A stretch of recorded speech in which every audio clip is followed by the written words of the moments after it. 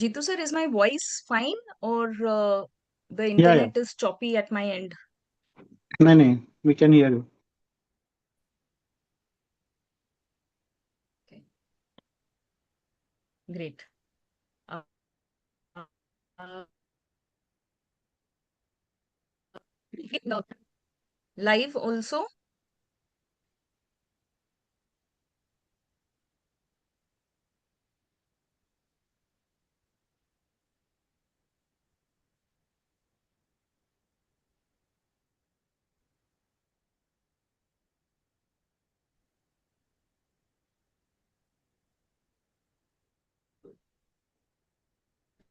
It's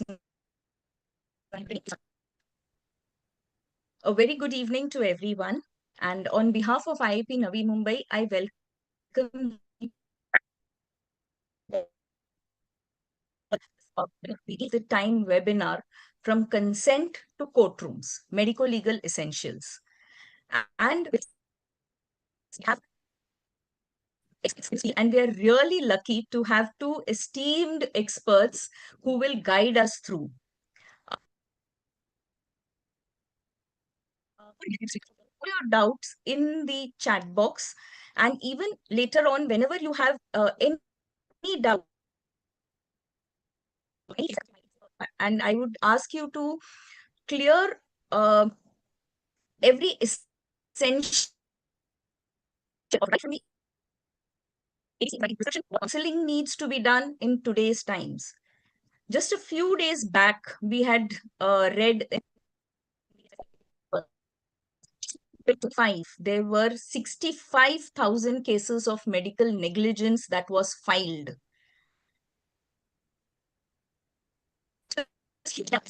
Evolving and changing healthcare environment where the trust between a doctor and various other factors have come into play. Now, how do அங்க we வச்சிருக்கேன். take the right அறிவுப்பா நம்ம பேசும்போது அந்த விஷயம் போது அப்படி சொல்லுயா all this? We have we will கிச்சன்ல clear இருக்கும் that in our webinar today. Vikram, please take care of. Is the scientific convener of IIP Navi Mumbai and the joint convener. He needs any further introduction. Everyone knows our dear Jitu sir. So Dr. Jitu sir will be moderating.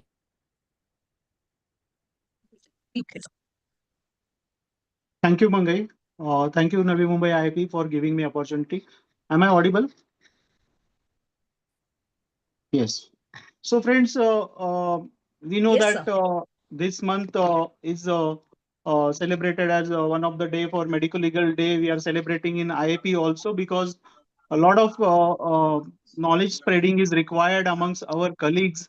And at the distress time, we need people who will help us out from the disastrous conditions when mob kind of people are coming to our clinic or hospital, or some medical legal issues are happening.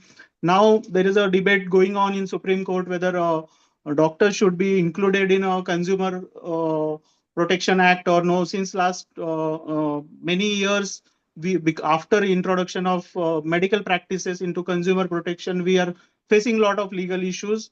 So IAP thought that we should celebrate this day and spread the knowledge. And Dr. Satish Sharma is instrumental in getting this day as a specially IAP Medico-legal day in his tenure as a senior vice president in 2024.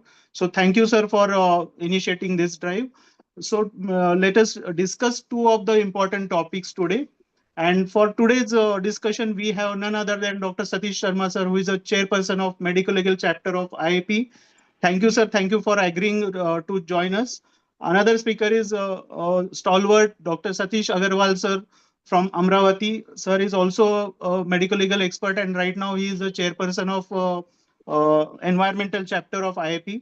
So we have two chairpersons here, and the discussion is going to be a very fruitful discussion. So today, first discussion will be on medical joystick.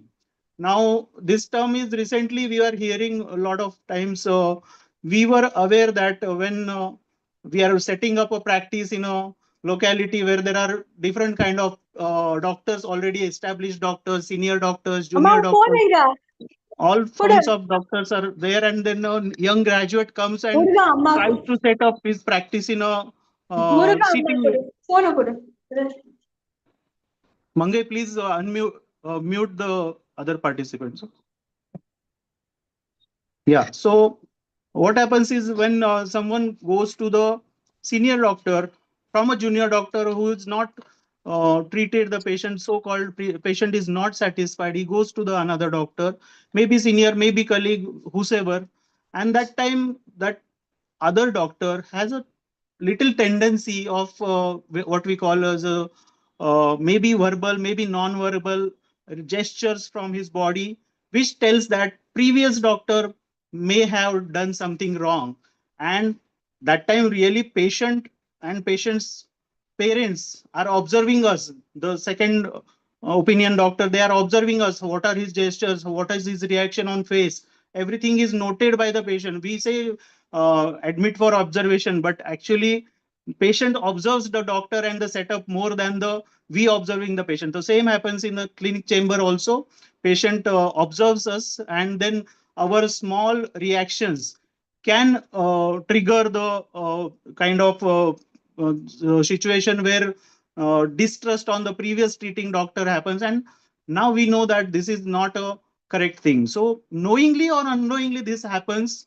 Fortunately, in our branch, we all are a close-knit family in Navi Mumbai, and we have been inculcated with great habits by Dr. Moralwar sir and Evle sir with Upendra sir. So everyone is a close-knit family. So this issue we doesn't come in our branch, but still we should focus this issue and try to address how not to criticize or not to give any reactions on previous treating doctors, so that these kind of issues, medical legal issues, are avoided. So for this, I request Dr. Satish Sharma to take us on the medical jousting in our practice. Over to you, sir. Thank you, sir. Good evening, everyone. At the outset, I convey my sincere thanks to Dr. Jitendra Gawane. We call him Jitu, and he very popular amongst all the pediatricians all over India and scientific convener of Navi Mumbai IIP, and Dr. Madam Angai Sinha, Dr. Vikram Patra, Dr. Amog Sahane, and Kalyani Patra, all they are team of the Navi Mumbai, for giving me this opportunity to discuss in this topic. As Dr. Jitendra has called, this is very important, and we are sometimes knowingly or unknowingly doing these things. So I will share my slide.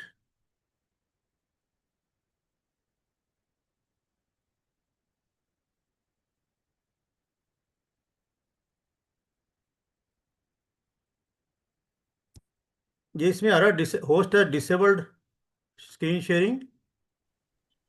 Mangai, please make sir and Satish Agarwal sir also co-host.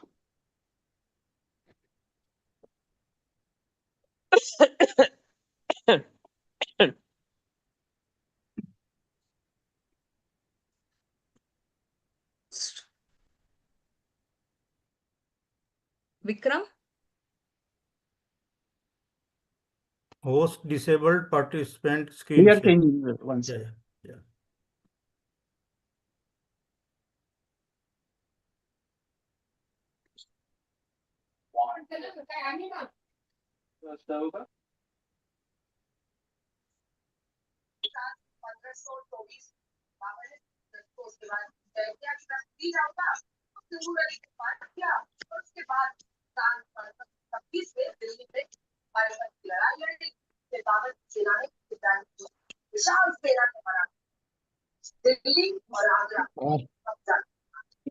Mangai, you are not able to do.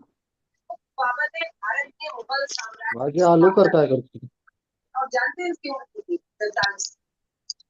और इसके 4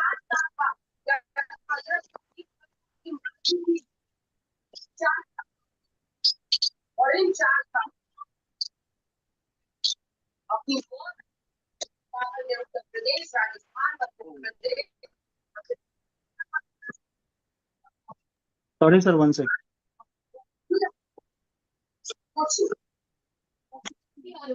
Mangesh, mute other Yeah, people. problem केलं.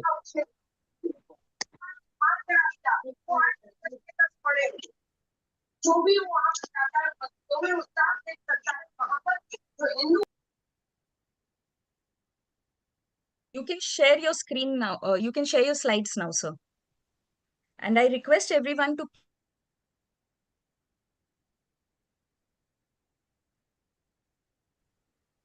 please.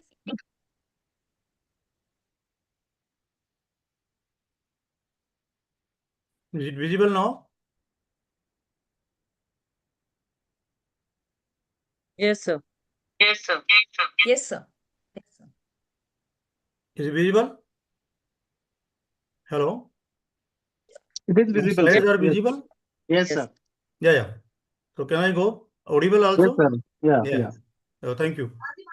So jousting in medical profession, and jousting a dictionary meaning. This come from a historical meaning. This was just this was a sporting contest in which two opponents on horseback, typically knights, they fight with lances, and audience had a fun at that time. And now in modern era, the making derogatory remarks on a co-worker or a colleague is called jousting. But as far as our medical jousting concerned, it is passing negative comment on a patient by previous doctors. And this is not a funny thing, but it can cause trouble both for the person who is criticizing and the critics. Yes. Medical jousting is a it is not a is now in medical is a parlance. It has existed for years, but has gained more relevance in today's world of cutthroat competition. All of us know that those who are in practice for so many years, a youngster has to come, he may be good, and he has to face the competition. It has become quite rampant these days in all medical specialties, not only in pediatric specialty. The magnitude of the problem, this was a survey was done, and the design was standardized patient portraying as advanced lung cancer patient. He attended secretly recorded visits with consulting oncologist and family physician. The participants, there were 20 community-based oncologists and 19 family physicians. And out of these were pre-recorded and they were portraying as a patient. 92% were coded as sportive. They say his treatment was good and this was scientific base was there. But 67% they were critical. And the 4% two were as a neutral patient. So the study concluded that physician criticizing other physician to the patient, the behavior may affect patient satisfaction and quality care. So healthcare system, they need to develop policies and to train the doctor that they should discourage this type of behavior. This was the conclusion of the study. And in the present study, in spite of prior treatment being evidence-based standard of care, almost one-third of the physician, they made negative remarks, comment about their previous colleagues. So, what is medical jousting? There were derogatory comments made by doctor or the staff or both against other doctor or nursing staff or any equipments in the hospital available. This is not working, the oxygen cylinder was not there, their x-ray machine is not available, like that, or their comment about their medical record. Either this is done either intentionally or unintentionally. It can be verbal, written in medical record, or by gesture and expression. As Dr. Jitendra has told that when we are doing frowning, this treatment, so it means we are again expressing something. It can be subtle, when the doctor and nurses, they are going in the corridor doing conversation, and the doctor are saying to nurses that previous doctor was not good, he has not investigated, like that. So the patient over here. So the American College of Physicians, in this ethics manual states, it is unethical for a physician to disparage the professional competence, knowledge, qualification, or services of another physician to a patient or third party, or to state or imply that a patient has been poorly managed or mistreated by a colleague without substantial evidence. Even the MCI states that what amount to jousting is not allowed in Medical Code of Ethics regulation. As per section 4.2 in MCI, no insincerity, rivalry, or envy should be indulged as per this MCI rule. Now, medical jousting, where it is done. Medical jousting can be done in individual solo clinic or in a chamber in a hospital. In the hospital, either in front of the patient or their attendants or the colleagues. And medical jousting in research publication is also important these days. Why doctor they do jousting? It is not new. Jousting existed for many years and more relevant now due to cutthroat competition. The main cause is jealousy. When other doctor has more patient, more knowledgeable, he has a crowding of the patient, and the youngster or other bin or some senior has less patient, and the effort to show oneself superior or impress patient who have been treated earlier elsewhere. So you want to impress the patient. Or he or she is more transparent with the patient in expressing an opinion. So he think I am more transparent. But in fact he is doing jousting. Now different ways of doing jousting is, it can be done by just making a statement which raises doubt in patient mind about the previous doctor's skill or efficiency, that he was not efficient, he won't be able to do this, he has spoiled your case, like that. The example which are the common example, why the MRI has been done. There was no need of MRI in such a case. Or a patient with so many headache for so many days, he has not done MRI or CT scan. He is negligent. The delivery, why delivery was not tried, normal delivery. They are just doing cesarean for every patient. And if the cesarean was done, they say why the cesarean was delayed? Why they tried normal delivery? Why surgery was done? Why the minimal surgery was not done? Why open surgery was not done? Like that. If you had come first to me, you would have been all right by now. He has filed your case. He was tired for so many days. Like that. Sometime your case has been filed. Doctor has charged you too much. Unnecessary admitted you. Unnecessary put you on a ventilator. His film, his quality is not good. MRI is old one. Not a 5 Tesla or 3 Tesla, 1.5 Tesla. Prolonged here, unnecessary prolonged stay in your hospital. In somebody, a newborn come, you find a murmur, he will just, oh, he has missed the murmur. So, but in first few days, the murmur can't be heard. So these are the common scenario, different way of jousting. And medical jousting is in research publication also. And there is call for ethical disclosure. What is research publication? It is unprofessional, aggressively attacking and undermining the work of another author rather than providing constructive scholarly critiques in letter to editor, commentary, or the review section. So by doing this, it erodes the trust in the academic publications, discourage young researcher from fear of criticism, create toxic environment that affect the collaboration.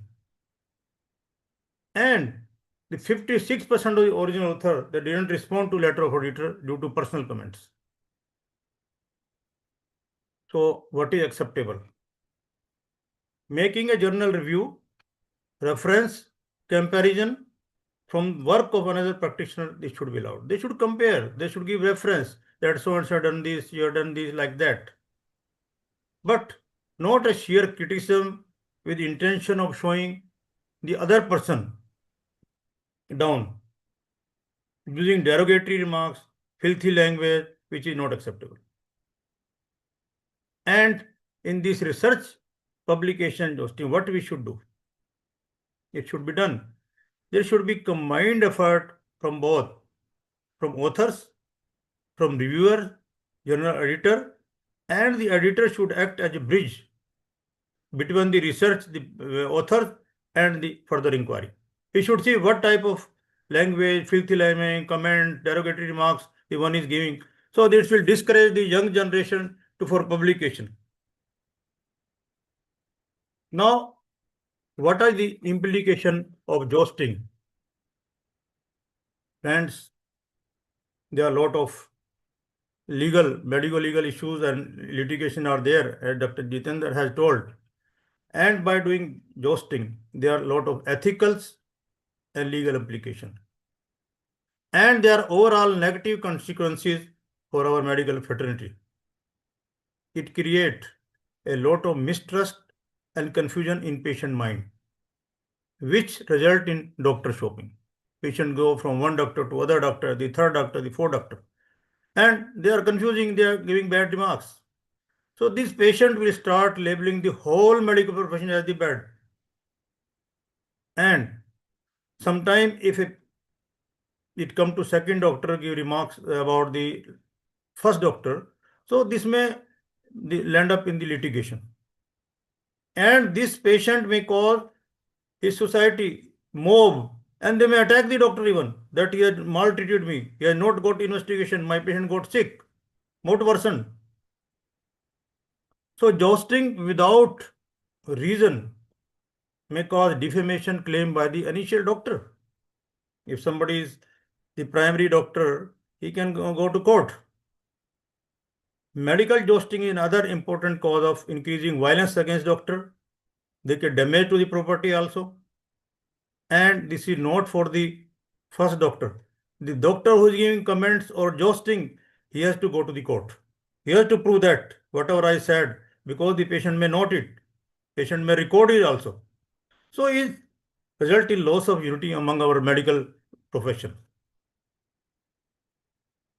Now, when somebody is defaming a doctor on social media, the trolling, it is punishable in India. Defaming, false malicious messages against doctor are posted on social media, Facebook, Instagram, WhatsApp, or Google. The reviews can lead to criminal, civil, or platform level action. The criminal defamation under section 499 and 500 IPC, if post they harm the reputation and they are proved to be false, or they have been made intentionally, so that can be criminal defamation case against the person who is doing this and this allegation. There can be civil defamation. The doctor can file civil suit for loss of reputation, mental harassment, loss of income, and in court India have given substantial compensation for this. Similarly, IT Act 2000, if somebody is doing online abuses, harassment, intimidation, or obscene or abusive language, or fake or fabricated allegation, that under section 67 IT and 2000, he can again be punished for this. Now, there are certain errors are there. So we have to recognize the differences between medical errors and the jousting. We have to keep the certain thing in our mind. Before these patients come to a second doctor, the second doctor, he thoroughly review the medical record of the patient and then identify area of concern. avoid using patient medical record to raise concern because it can be counterproductive in improving patient medical care. Talk to the previous provider. If you think that the things are scientifically, or you think that they are not good, or they have done some mistake, try to talk to the previous doctor. If the concern still persists or you cannot talk, so make a referral to some appropriate peer review bodies or some middleman or some your friend who is friend of both of this doctor to do independent evaluation.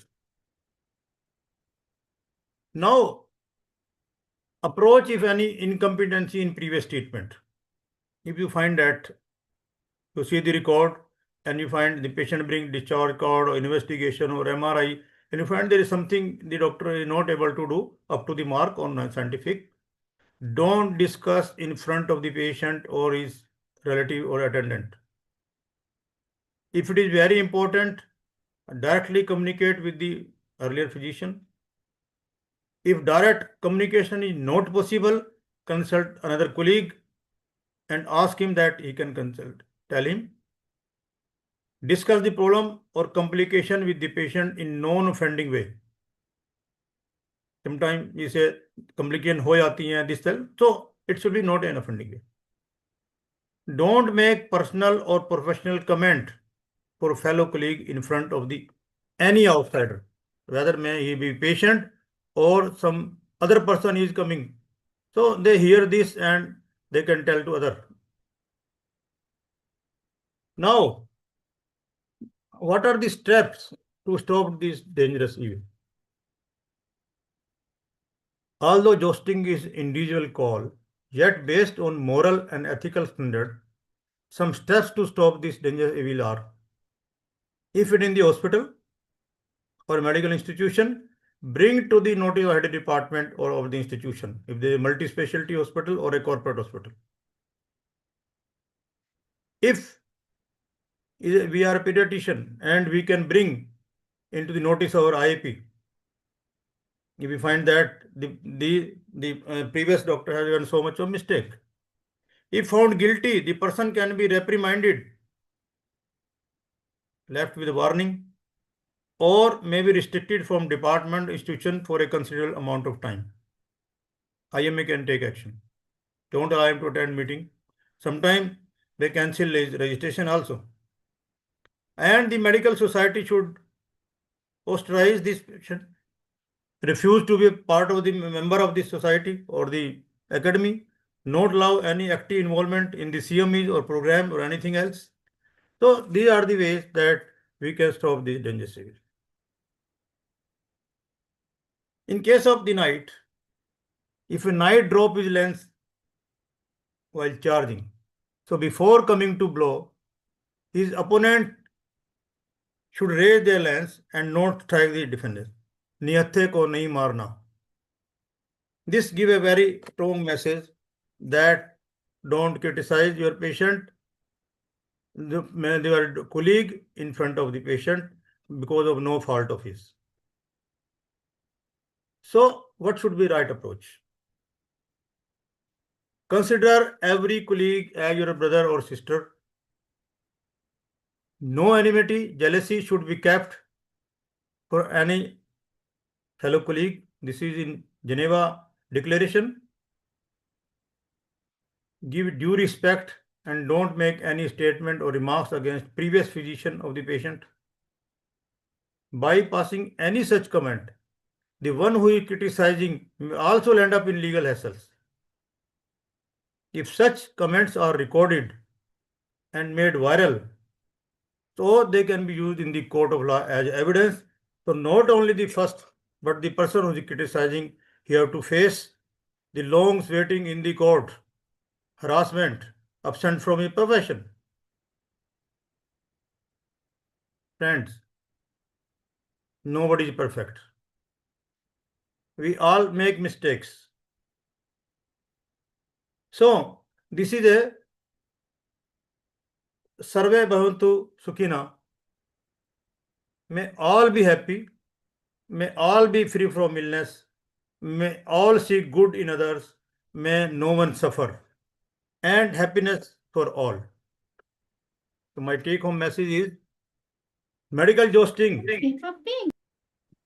done wittingly or unwittingly, it exists and it is increasing day by day. Some things that I am not doing, but he is doing indirectly one way or the other. It has both ethical and the legal implication, as we have discussed, and it add to the violence against the doctors. So refrain from criticizing other colleagues in the interest of our medical profession. Express your opinion or disagreement with other physician without insulting other provider or the first. Thank you very much. Thank you, sir. Thank you very much. I think in very simple terms, you made this newer emerging issue very interesting, and you gave a lot of examples how non-gestural jousting and other simple things like why MRI was done, all those things are noted by the patient, and that can cause. You gave various example, and you spoke about the research jousting in research publications also. So that is also one of the major issues we new faculties are facing in medical colleges and everywhere. So you touched that part also. You told about the implications of this medical jousting, the legal implication, moral implications, all those things are very spoken very in simplified manner, and you gave solutions also. So sir, thank you for this talk. I think I will take the questions later, and निहत्ते को मत मारो and Sarve Santu Niramaya is a mantra what we are going to take from you, sir, this night.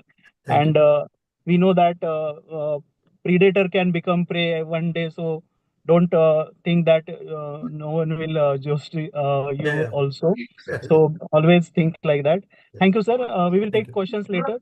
At this point, I want to ask one query, just sir. This usually we try to prevent this kind of comments on patient. We try to avoid comments, but sometimes patient comes from the practitioner of different pathy, and that time really we know that something harmful has happened to the patient because of the previous doctor's pathy that is different, and we don't believe in that science because we have not studied that science. So sometimes invariably we try to comment loosely why this heavy medication, heavy metals are taken from homeopathy or something like that. So how to prevent that, sir? That urge, how to control? Sir, we don't know under what circumstances, under what facilities, what the previous doctor has been working. Okay, he may be working in a primary health center, he may be working in a remote area where the facility is low level. Or at that time, what was the condition of the patient when he has seen the first time, and when the patient landed with your complication. So, that are the different scenarios. So, before confirming that, the patient, I give you example of a murmur. A few days back, one pediatrician noticed a murmur, a 4-day-old child, and he gave, oh, the elder, he didn't tell you. You have heart disease, hole in your heart. So they went to the first pediatrician.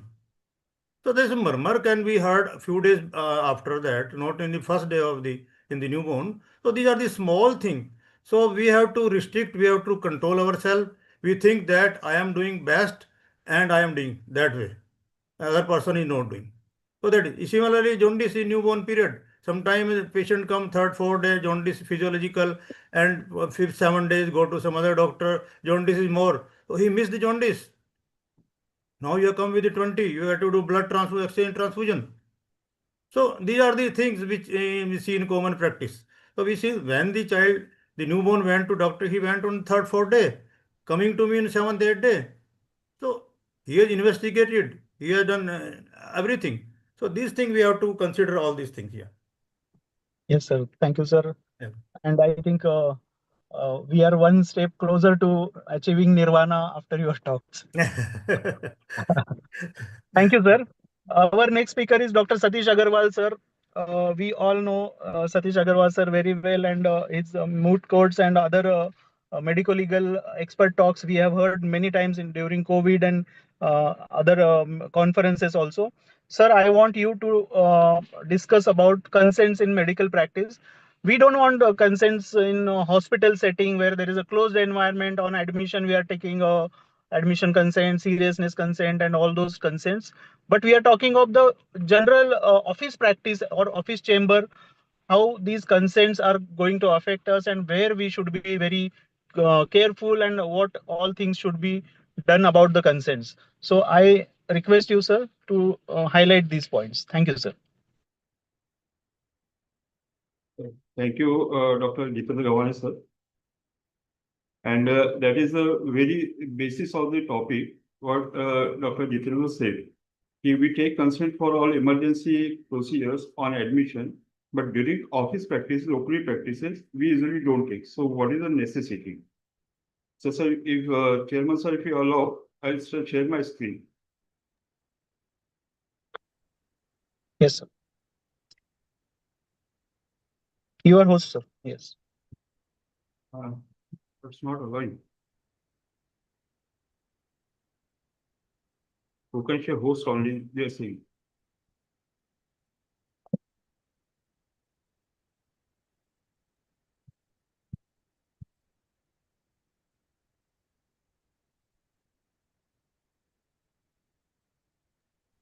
You can share, sir.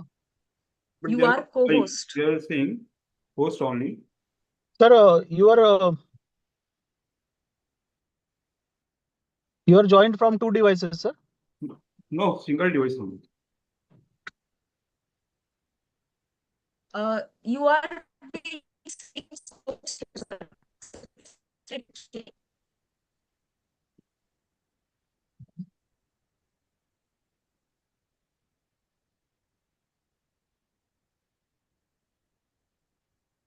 Mangai, can we make sir host? Because sir is saying showing only host, right? Not co-host.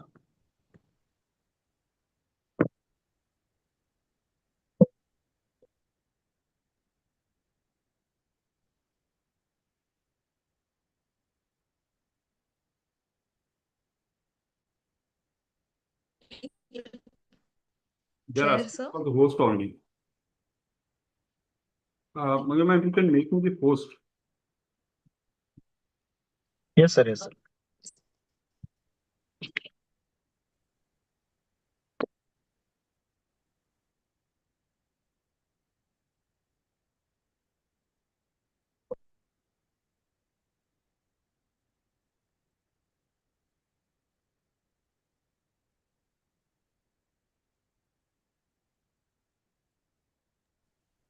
I have done that, sir.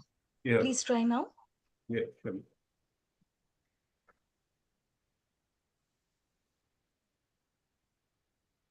No, still it's not working.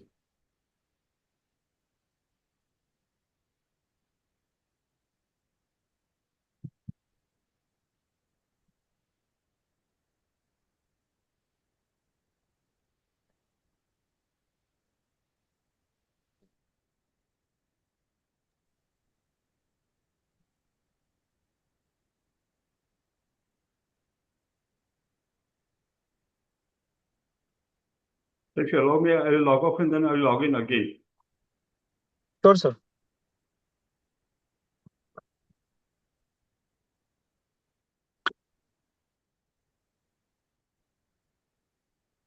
Sir, before log out.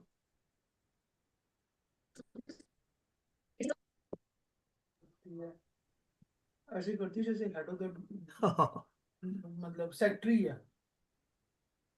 Director को भी लोग आजकल नहीं बोलने देते जैसे IAS आते हैं ना सेक्रेटरी है निकल जाना इसका टाइम 2 महीने निकल गए हैं 3 महीने ऐसे निकल जाना है 7 महीने और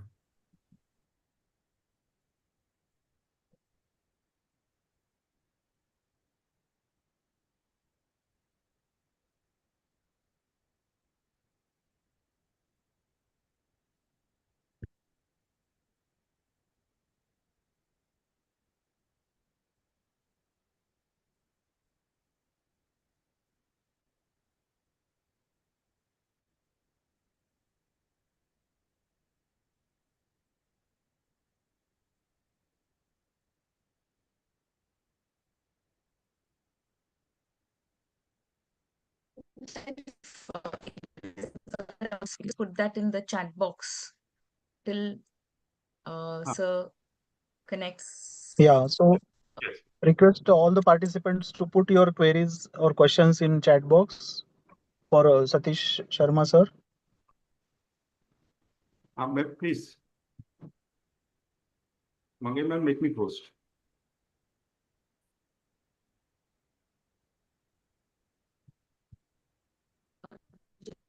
Try sir now. Huh. I'm still a co-host. Try with co-host because it is happening with co-host. I think It's not allowing on me.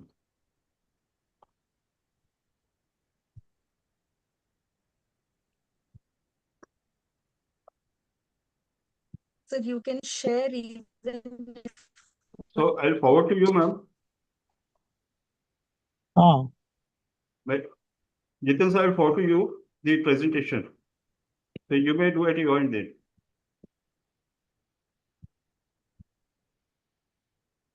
I'm on mobile sir. Mangai ma'am, should I forward to you? हाँ sir. Because it's not getting shared at my end. It's showing the advanced share option host only.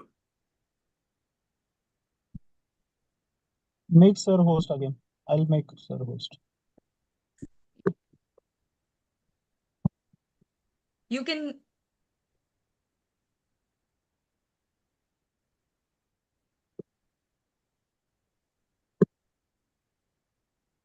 Okay, I'll try it.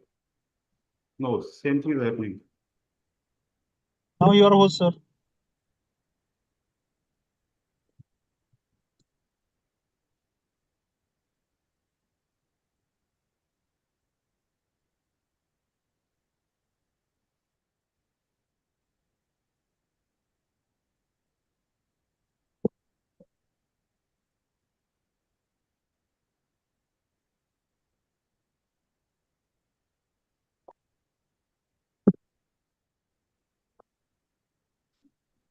Let me share only.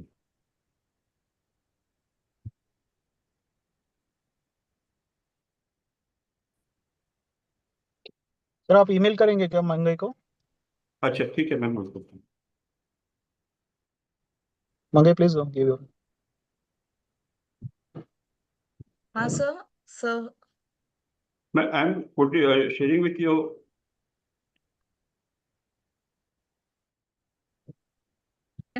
The network at my end is a little choppy. Priyanka, can you help in this?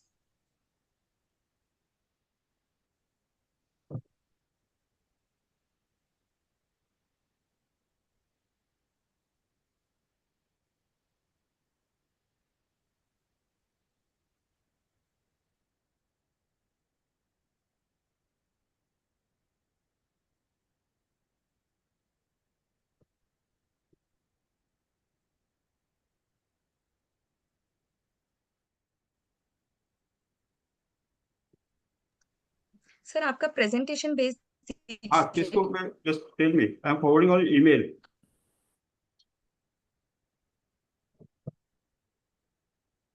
Just tell me the email ID to I will forward to.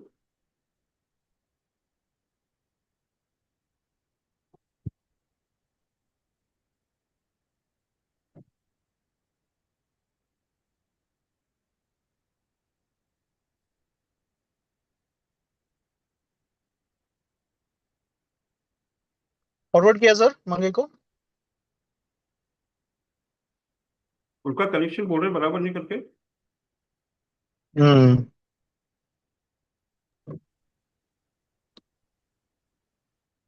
Sir आपने भेजा?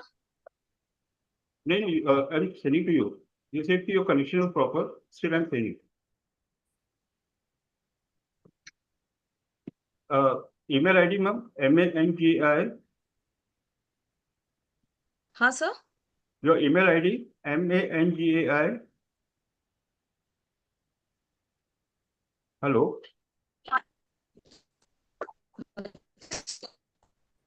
You sir. मैं आपको WhatsApp कर रही हूँ.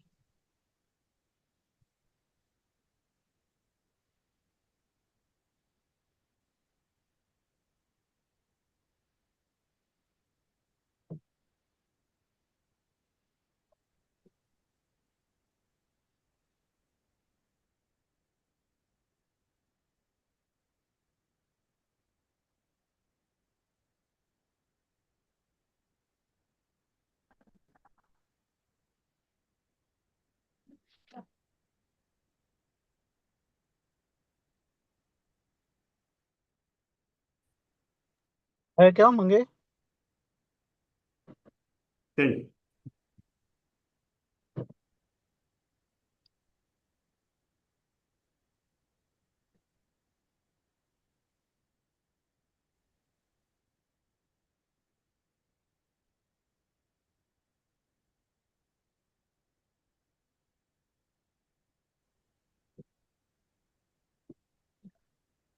Sir, starting. Hello. Yes, sir. Yes, sir. Now it is shared. Yeah. What happened, sir? How you did? Hello. हाँ, आपने कैसे किया सर? प्रिया के इसमें भी भेज आ गया. हाँ, आ गया सर. Full screen Okay. करो सर. अभी clear? हाँ sir. Yes, sir. Start, sir. Okay. So excuse for the day. Myself, Satish Agrawal, and the topic is consent in office practice. So before starting the deliberation, my sincere thanks to Dr. Jitendra Gavhane, sir, who is the scientific convener of Navi Mumbai AOP and also the chairperson of today's session. Dr. Mangesh Raman, for all your help. Amok Shahane, Madam, Satish Shahane, sir, Vikram and Kalani Patham, ma'am, and all the members of AOP Navi Mumbai. Thanks to the co-faculty, Dr. Satish Sharma, sir, who happens to be chairperson of Medico-legal chapter. Also, V.K. Goyal, sir, Dr. Bala, sir, Dr. Yashwant, sir, and Dr. Sagar Vaugh, sir. All the viewers on Zoom platform and on YouTube. Now, as Dr. Jitendra sir said, we are discussing about the consent in office practice. So just basic principles for consent of minor. First thing is minor cannot give legal consent. Who is a minor? Any child less than 18 years is a minor. Then who can give the consent? A parent or a legal guardian. The importance of the topic, as Dr. Jitendra sir said, most of the outpatient procedures, they are not considered emergencies. So we either don't take the consent or we neglect the proper consent. Now, should we take the consent? Obviously, yes. Why? Because they are the foundation of practice on ethical and legal grounds. And as far as the protection from medical risks are concerned, it saves the rights of the child, the parents, and obviously we people. What are the types of consent in pediatric care? Implied consent. Because the child is brought to OPD, so it implies that the parents have given the consent for the treatment or let's say investigations. For specific procedures, we need to take verbal or written consent known as the express consent. The consent should be well informed with all detailed explanation of risk and benefits. A word comes again and again, assent. What does it mean? Any child who is more than 12 years of age may give assent. But it doesn't substitute parental consent, and the most important thing, it has got no independent legal validity. What are the essential components of valid consent? It should be voluntary. The consent giver should be free from coercion or any kind of pressure.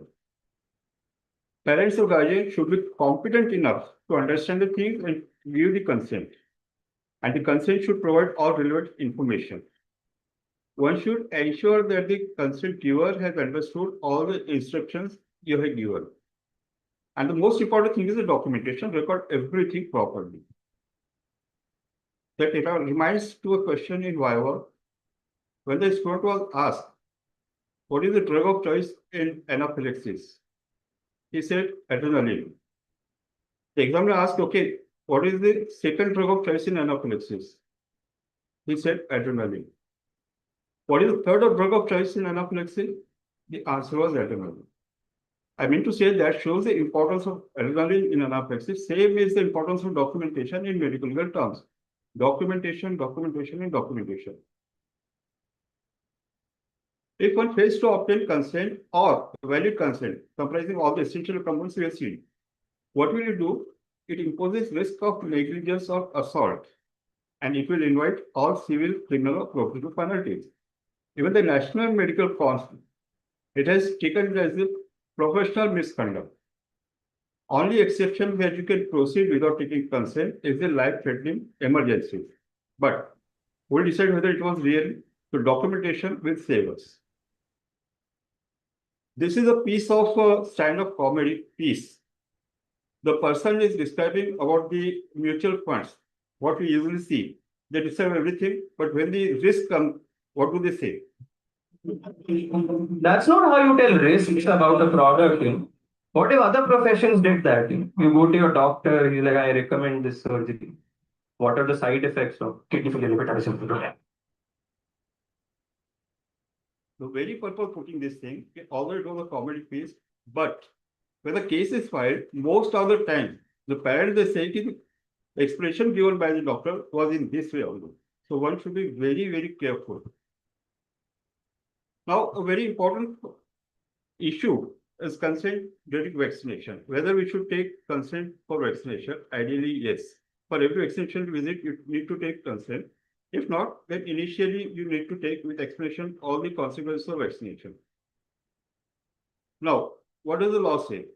It is implied consent because the child has been brought to your clinic for routine immunization. So it is implied they have given vaccination. ये एक medico-legal उस पे आ रहा था. Remember, vaccination is voluntary. You can't enforce vaccination to every child. Parents can very well refuse it. But in certain conditions, consent is mandatory, especially for the vaccine which are not included in national immunization program like HPV, influenza, meningococcal vaccine. Most important point, even the negative consent needs to be recorded, preferably with the signature of the parents. Where do we need to have consent? School-based vaccination campaigns, where express or written consent is required. What happened in 2018? MR campaign was launched in Delhi, case was filed, and Delhi High Court, they issued the things. So it is a lesson for all we people when we are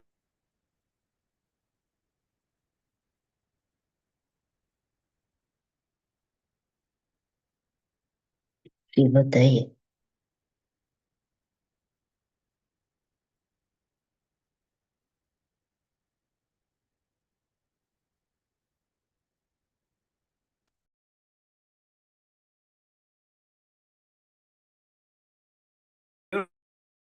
called.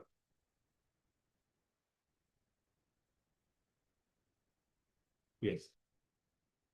Now, mandatory consent is required in vaccination in special condition. If the child is having immune deficiency conditions, suffering from carcinoma, or there is history of severe allergy, whether positive or negative, need to note down your papers. Why? Because of such condition, the benefit of giving vaccination, the risk associated with vaccination is very different.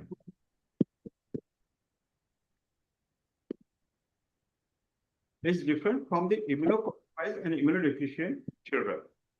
Second thing, certain vaccines are contraindicated in immunocompromised children. Consent is required when new vaccine is administered or when the child is undertaken for clinical trials. Most important thing, vaccination without consent is not allowed even when the parent is present and clearly she refuses the vaccination. Meaning thereby, although we are saying it is implied consent, child is brought to our clinic, so we take it as implied consent. When the vaccine is being administered, child is at the mother's lap. But that doesn't protect us because mother has refused the things.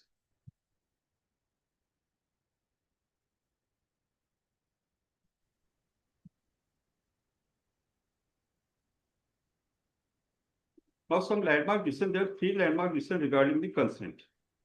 One is Farman Katara versus Union of India, 1989. What is the case?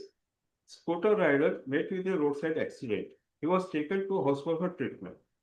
The hospital denied the treatment or because of the medical-legal and police protocol hurdles. He was referred to other hospital, but he died on way. The social activists took up the case, went from court to court. Ultimately, the Supreme Court, they gave the judgment that treatment of the patients, including minors in emergency, should be instituted. Don't wait for the consent. But documentation must. But it doesn't bar the non-emergency patient without any consent because it will amount to negligence. And what is the implication? All the hospitals, they need to treat the patient irrespective of the specialty. Spring-Migral Hospital versus Ahluwalia, 1998. A landmark decision where a child of typhoid was administered intravenous Lariogor by a staff nurse. It resulted in sudden cardiac arrest, child went in coma, developed irreversible brain damage, and was in vegetative state. The parents alleged negligence by the hospital, resident doctors, and the nurse who turned out to be unqualified nurse.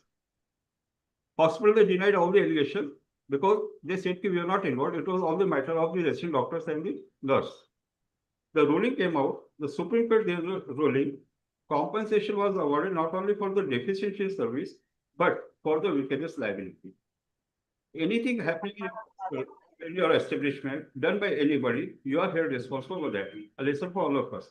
And they clarified that the parents are the proxies for the minors. Samira Kohli versus Dr. Prabha Manchanda, a very important case for consent. What happened? The patient was taken up for diagnostic laparoscopy. On operation table, the surgeon they found both the ovary sulfate tubes not working, they removed it. So bilateral sulfidopectomy was performed. Patient was under anesthesia, conscious was not taken. Afterwards, the patient, he challenged this surgery as to be unauthorized surgery. And the judgment came, the consent for diagnostic procedure isn't equivalent to consent for therapeutic surgery. Meaning thereby, the informed consent must explain diagnosis, nature of the procedure, alternatives, risks, and consequences of non-treatment. These are all the essential components of a valid informed consent.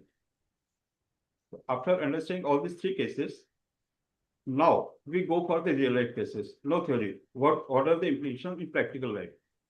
Dr. Jitendra sir said what we face in OPD. Some of the cases really we feel like laughing, but remember, every case is important. Clinical photography. A senior pediatrician took photograph of a rare skin condition on his mobile. And the photographs were seen by the relatives in social media. The charges was made for breach of privacy. So medical council conducted for professional misconduct. Lesson is taking and using patient images require explicit written consent. Don't take it for granted. Blood transfusion. A 3-year-old child with severe anemia was given blood on an urgent basis. Father was informed verbally, but no written consent was offered. Child developed febrile urethritis. Negligence, and they claimed that they were never told all this race.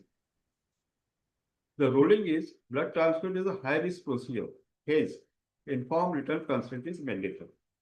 The doctor was held for deficient service, even though the transfer itself was medically justified. What we are doing in the welfare of the child, it's okay. But the thing is that the consent should have been taken. Vaccination with parents' consent. A mother refused MMR vaccine due to fear of side effects to her child. Vaccine was not due. But on follow-up, the staff nurse gave the vaccine, assuming it is as a routine immunization concern. The child developed fever and rash. Family filed a complaint stating that the vaccine was given against respiratory refusal. What we have seen in the previous slides. If the parents refuse the vaccine, don't do the vaccination. The court ruled that the prior refusal must be respected and well documented. Outcome was simple, the clinic was warned by the council. This may be a simple case. Jitu sir said we perform all both court cases, both court. Those who are not aware of the thing, it is the dramatization of the actual courtroom proceedings. This year we have performed a moot court on a case where vaccine was administered to the child, which turned out to be expired vaccine, a real incident. How much was the compensation asked for? It was not in thousands. It was not in lakhs. It was 11 crores. We all know the expired vaccine doesn't cause any harm apart from losing the efficacy. This is the scenario in present era. Dr. Mangai was saying the cases have filed up like anything. Now, steroid use without experiencing side effects. What is the case? A child with nephrotic syndrome was started on long-term steroids. Parents were not informed about side effects like weight gain, infection, mood changes.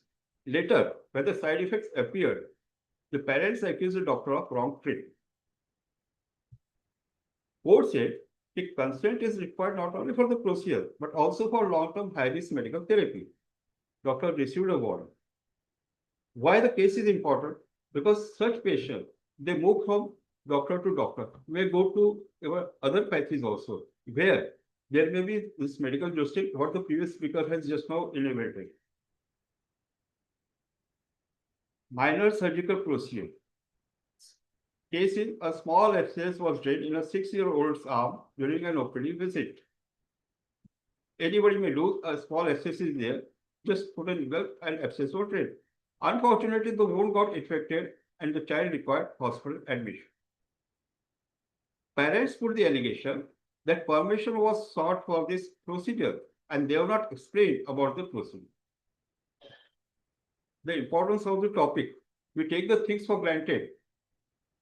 Court said, a minor procedure doesn't mean no consent required. You need to take consent. The compensation was allowed. Tagline is, remember, high risk doesn't amount to emergency. You don't take any consent. Return consent is mandatory. Case is, a 1-year-old child was brought with complaints of high fever and seizures. Urgent therapy was performed and a hurried signature of general consent form. See, general consent form. Child developed temporary weakness in the legs. Parents, as usual, they claim that they were not told about the risk of the procedure. What did the court say? Procedure-specific informed consent should be obtained. It may not be general consent. You have to specifically mention about the procedure what you are going to do. Hospital was held responsible for failure to obtain informed consent, even though treatment was medically correct. What you are doing is in the best interest of the child. Court sees the first thing. But did you obtain the consent? No. So high risk, again, the tagline is the same. High risk doesn't amount to emergency. Written consent is mandatory. Emergency intubation is one part of this. Now, what is the thought? If the child is in respiratory distress, is brought to an emergency condition, you have to perform intubation. The case is, child with respiratory failure was intubated after consent of the father. One of the parents had given the consent, but mother strongly refused. She believed in alternative treatment. Although the child survived, but he required prolonged ICU stay. Obviously, mother alleged that the procedure was illegal because she didn't give the consent. What does the court, they gave the ruling? The court said, in life-threatening emergencies, doctor can proceed under implied consent. But documentation of emergency nature and decision making is critical. You have to do documentation. Doctor was legally protected because of the consent. Tagline remains the same. High risk doesn't amount to emergency. Written consent is mandatory. These are all the short cases. Now, we go to a practical day-to-day case, having had all the theory and practical in mind. An adolescent girl of 14 years comes to your OPD. The case is, a 14-year-old girl comes to OPD with severe abdominal pain, insists privacy to share her problems, what to do. You have seen her since her childhood. She believes in like anything. She shares all the things with you in presence of the parents. Now, she has come all alone with severe pain in abdomen. What to do? The case is put because on one hand, you have got the professional obligation to examine the child. On the other hand, you need to take into consideration if any allegations of misconduct is put against you, especially possible. Are you going to examine or not? Answer is decide whether it is emergency. If it is emergency like acute appendicitis, ectopic pregnancy, severe trauma, all the causes of acute pain in abdomen, proceed with necessary examination, stabilization under implied consent because she has come on her own. But document the urgency and your rationale and logic for all these procedures. Now, if you think that it was not emergency, then parental involvement is legally required. You need to involve the parents. Don't examine her alone. She has read somewhere, she is more than 12 years of age, so she can give consent.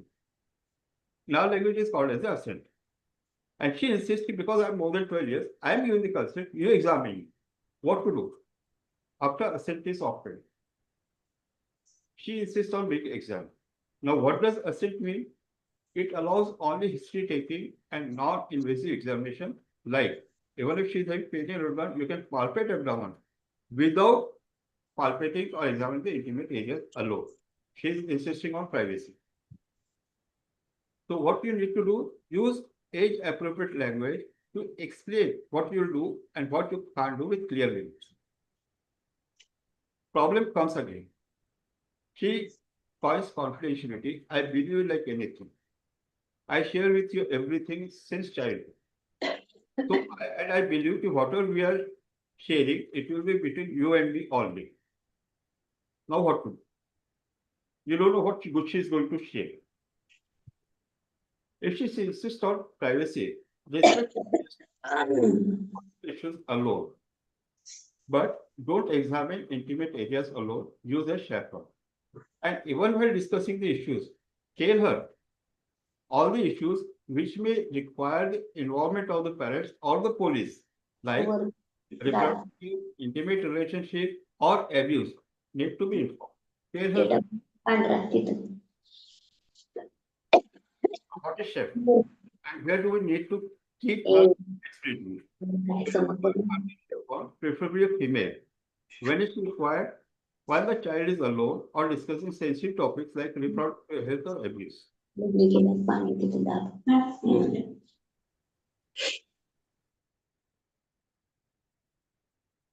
Should I speak?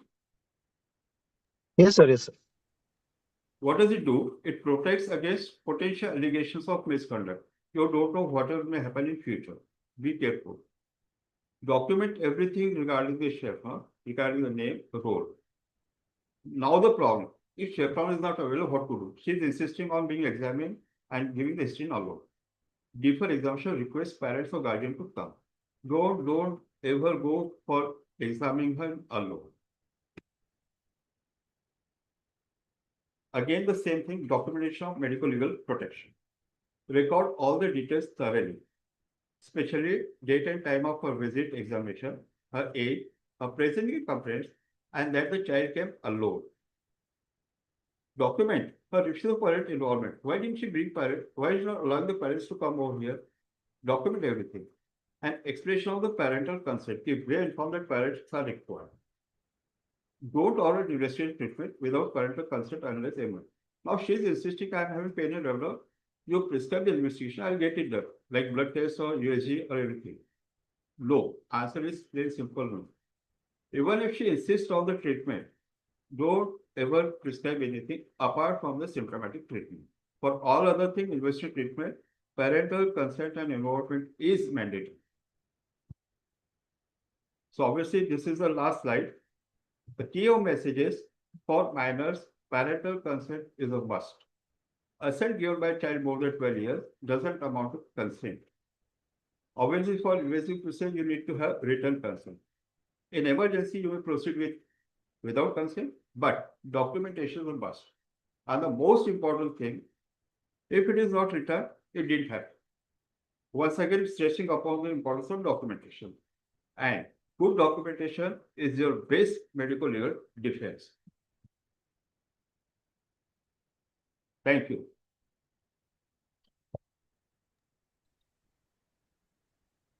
Thank you, sir. Please stop sharing. Yes, sir. Yes, sir. Everything I usually say, you may ask anything, I can answer everything because of two factors. One thing is Dr. Satish Sharma is around, who happens to be the chairman of Medico-legal. And second thing is that I don't know is also an answer. You ask any question for me. Over to Dr. Yes, sir. Thank you, sir. You gave us an overview of different types of consent. Then landmark judgments also you touched, and then real life scenarios you explained, like vaccination, blood transfusion, steroid use in OPD, minor surgical procedure, lumbar puncture, and you spoke about a young girl coming to our chamber trying to because she is examined by us from childhood itself. So how to take care medico legally, you have touched this topic very well. Few of the questions are there, sir, for both of you, and we will not restrict the questions, as you said, to these topics only, because we don't want to lose this opportunity to catch hold of you for different issues, sir. Yes. Welcome, sir. A wonderful presentation Yeah, by Dr. Satish Agarwal with real cases and yes, sir. court judgments. Yeah. Yeah. Congrats, Dr. I said I'm confident because of your presence. Yes, sir. So, sir, first I will take a question from the chat box. A child developed compartment syndrome next day after repair of fracture of both the forearms. Now parents are angry and considering it as a complication of the fracture surgery. When asked for urgent fasciotomy, they refused and went to another hospital. Few hours later, by that time already the gangrene has set in and the child lost his limbs. So how first doctor should have taken a consent in such a bad scenario?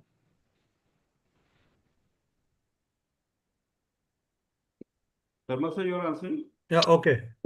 So now when they are incipient compartment syndrome, when you are suspecting that the too tight plaster or a bandage which are going to before that, it is the duty of the nurse or the staff that the swelling is there in that and should remove that. So first is that thing.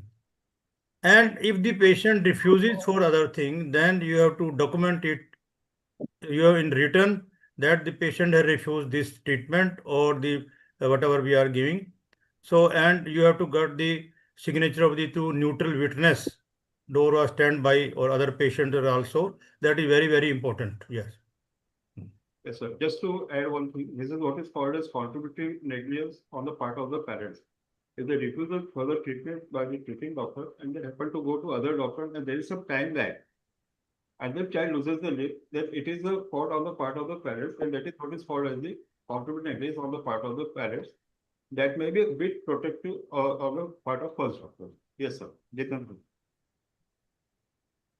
Yes, sir, can I thank you, ask? sir. And this will, I think, this will be a part of contributory negligence. When we have to plead in the court of law, so we will be on safer side, on defense side, as a part of the contributory negligence on the part of the parents. Yes, sir. Sir, one more thing is in our office practice, what are the scopes and limitations of video consenting? Videographic consulting. Yes, what needs to do is, because there are two things. One thing, it can be preserved, and second thing, even now recently, the government has accepted this videographic or this audiographic presentation as a evidence. Previously, it was not there, but now they have accepted it. So, as far as possible, whenever we are doing any consultation, any counseling to any patient in the chamber, if possible, we should have a videograph audio recording of the same. It's always preferable and advisable. So And sir, in yes, sir. this case, Yes. you have to tell to the parents or the patient first. And most of in the hospital, they are video are in the waiting chamber also, and in it should not be in the examination other theater also.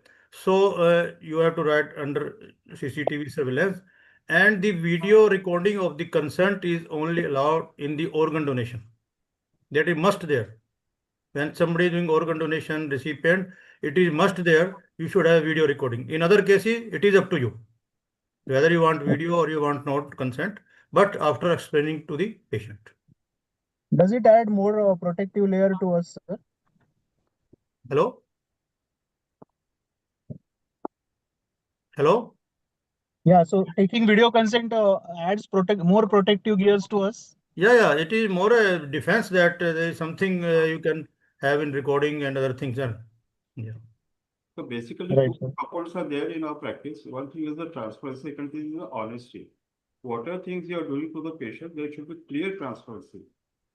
There should not be false claims, there should not be false claims. There should not false assurances also. So whatever you are doing, you clearly tell the patient. Even if some mishap occurs, you accept the things very clearly, tell him or her what you are going to do. As you said in the first case, if suppose some complications are occurred, tell them, if this is a known complication of this, and you are going to do like this. So even for doing any videography or any audio recording, take the patient in conference, tell them, as Dr. Sharma sir said, if they need to be taken in conference, and then do it. And as Dr. Jitan sir, obviously it adds a particular level to a practice. Sir, further, Jitan sir. Yes, sir. And what is the duration of this consent given, sir, for that episode only, or it is like have a validity for or expiry date for that written consent? So it depends on the procedure. Like in this practice, the consent is obviously for a specific process or treatment.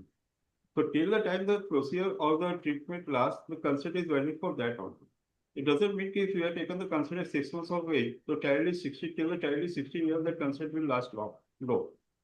Second thing, the other part of your question is, okay, how far should we be held responsible for what we are doing in office practice? Usually period is of 3 years. If they file any complaint, they should file within a period of 2 or 3 years. If afterwards the time limit goes away, we are safe. But till that time, we need to preserve the consent and we are held responsible for that. Sharma sir, would you like to add something? Yeah, Dr. Agarwal has said the consent is procedure specific. Okay. So particularly you said duration as such, there is no thing about duration, but it is a continuous permission of the patient undergoing the treatment. For example, a child is in intensive care. So daily you have to take the consent. Daily you have to explain to the procedure these what is the outcome, what is the is vital, what is like that. So daily you have to you need record and communicate and document both to the patient. Sir, It is continuous permission. question was for office practice, where usually we don't come across the day-to-day deterioration of the patient. Yeah. Like what answer you gave is for the specific ICU conditions, where the Yeah. condition may deteriorate even from molecular unit also. So every time they visit, we need to take consent, we need to have it signed by the relatives. Right. Sir, a patient has given a consent and we are in the midst of doing some procedure or minor procedure, and uh, does patient has a right to withdraw consent at any point of time? Yes. Patient can refuse your treatment in between. He has a right. He can any time of the time during your stay in hospital. He can refuse treatment. He can have alternative treatment. He can want second opinion also. He can go to other doctor also. So this is right. Okay, so should we take another consent like counsel regarding the harmful effect of not continuing treatment and all separately, sir? So I was going to that thinking, what are the things that what Sharma sir said, I'm continuing that further. Even if they refuse, you need to document everything. Okay, we are instituting that treatment. Initially, they consent for that. Now they have refused. Now they are going either to the other doctor or other hospital. All the consequences have been explained. Because if something happens on way, will be held responsible. Just listen. Even if they have refused the treatment, till the time he reaches to the other hospital, the treatment has been instituted by the other person. Till that time, he is under our care. It is our duty. And any breach of duty amounts to negligence. So till the time the person reaches to the other hospital, other doctor, we are held responsible. So everything should be documented and if possible, should be taken the signature of the witnesses and especially independent witnesses. That will protect us. Jitan. Okay, sir. Sir, one question in chatbot: do we need to take consent for referring for therapies like physiotherapy, occupational therapy, or some other therapy for like autistic child or some So by us also and by the physiotherapist also? See, basically consent is for the things which may produce harm to the child. As I see it initially, it is the implied consent. If the parents have brought the child to our OPD, it means they have consented for the examination. For routine, we don't need to take consent. Okay, every time the child comes, even if a cough and cold or fever, we need to take consent. No, it is implied consent. Consent we need to take where there is potential risk, like any procedure, any long-term therapy, we need to take consent. Now, referring the patient to occupational therapy or physiotherapy, what risk does it involve? So may not be necessary. Thing is that if whatever you advise, document it and give the reference slip with all the due details, your signature on your referral form prescribed. That will protect you. Yes, sir. Sir, sometimes a scene happens where a patient comes to our hospital in casualty, like a pregnant lady, and that time like examining doctor examines and advise for emergency seizure because of fetal distress and non-reactive NSTs and all. And suddenly, patient, the relatives takes away the pregnant lady away in different hospital without signing any paper, without documenting. So how to handle such scenarios, sir? Sharma sir, would you like to answer? Yeah. In such case, again, we are giving emphasis on the documentation. Okay, the patient came here at this time, examined by so and so doctor. She was having a fetal distress. So, if better you document with the graphs of the fetal distress, you should have a graph, and then they are doing gynecologist. And if the patient has left away, then you inform the police. Then so and so has came. Okay, we advise, and now the patient has left without any consent, without that. So that is the better safety on your side. Oh, okay. Okay. So how to tackle the language barriers in OPD practice for consent, sir? It's a very important question. And it is one of the factors for filing the cases ki whatever was told, we couldn't understand because of language barrier. First thing, if suppose I'm working in Marathi region, I speak Marathi. But in spite of I speak Marathi, if I use medical words, which the parents may not understand. So I have to speak at the level of the parents, in age appropriate and in the language which they can understand. One thing. Suppose the person comes from Kerala, Malayalam. He or she speaks only the Malayalam language which I don't understand, I can't speak. That time I need to have some person who can understand either by Hindi, Marathi or English language, can translate it in the proper way. Over here, the catch is, how will you ensure that whatever has been told, the parents have understood? Because the middleman, what he or she is telling, the thing is that is why they ensure that complete communication has been done. So get it ensured that what you have told, maybe in other language, the parents, they have understood. So that will take away this language linguistic bar. Yeah, underline this, Dr. Agarwal has said, patient has understood. This is very, very important. Patient has understood. It should be in patient vernacular language, as he has explained Marathi other language. And most of the time, the patient come from a local area, so we know the language, or some they are educated, they know the English also. So preferably in patient language should be there. Preferably in patient handwriting. You patient taking note in pre-printed documents. Now, RG Stone case is going on in Delhi, that they can do the consent pre-printed dotted line just for this. So this is not a consent. Yeah, you have to explain. I am not a. It should be a just like in a blanket consent. Patient admitted, you have front office staff nurse just got the signature. I am willing to admit my child on this hospital. I am responsible for anything. No, this is not.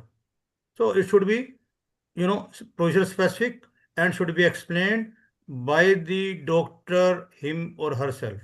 By the doctor him or herself alone, not leave to the staff. Yeah. Yes, sir. Sir, sometimes happens that in front of our clinic there is a road and some minor accident happens, and there is a tendency that even if it is a bigger accident, people will get immediately to the clinic which is open and doctor is sitting over there, and we know that this is a serious case and we don't have facilities in clinic. It is a OPD office practice. So how to handle such scenario and send to the proper hospital, sir? Because the relatives may not be available of the child that time. Sir, Dr. Satish Agarwal has given a case of Permanent Katara versus Union of India. Yeah. Any accident case, you cannot refuse. Okay, in that case, a scooter, he was telling that. So whatever, I am pediatrician, they brought the patient to me. I gave just dressing or injection. I referred. So you document, I am pediatrician. First, I am have OPD only. So I did whatever I could possible. First aid I have given. They referred to some nearby hospital or the government hospital. So document. So it means you have attended the patient.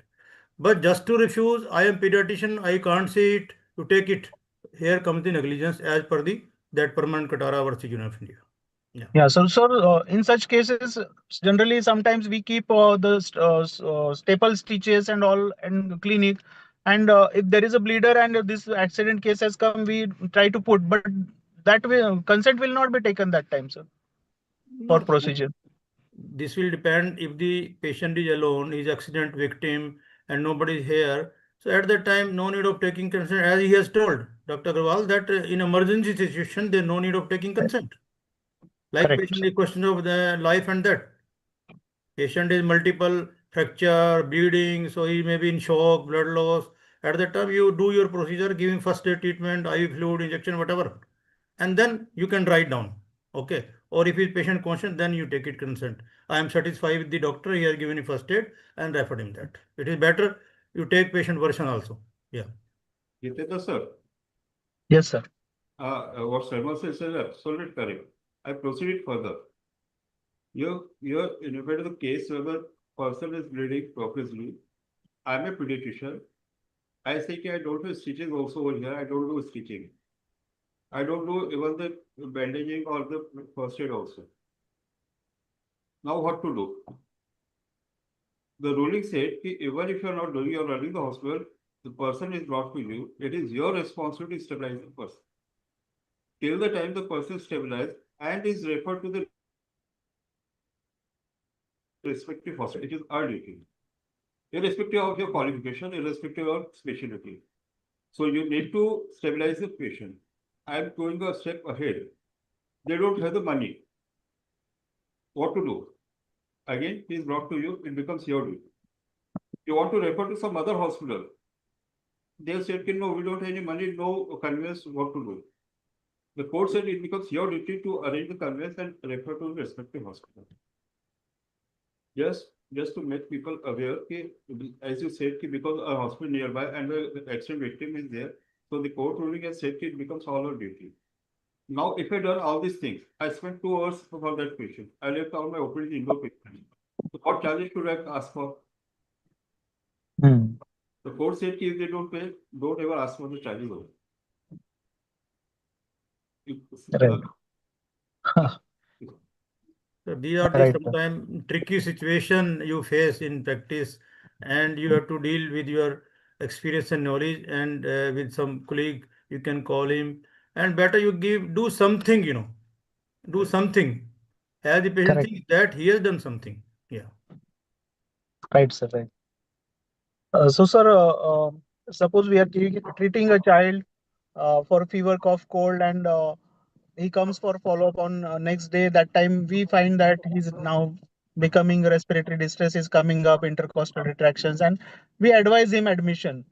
The medication properly we have started yesterday only, but now parents are saying, let us wait for one more day, and he's kind of requesting you to wait for one more day. Then how we should document this? Just not willing for admission on OPD paper is sufficient? Yeah, because the patient is going to file litigation by two things.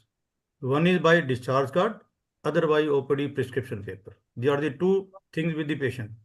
So Okay. you complete your OPD, you document it.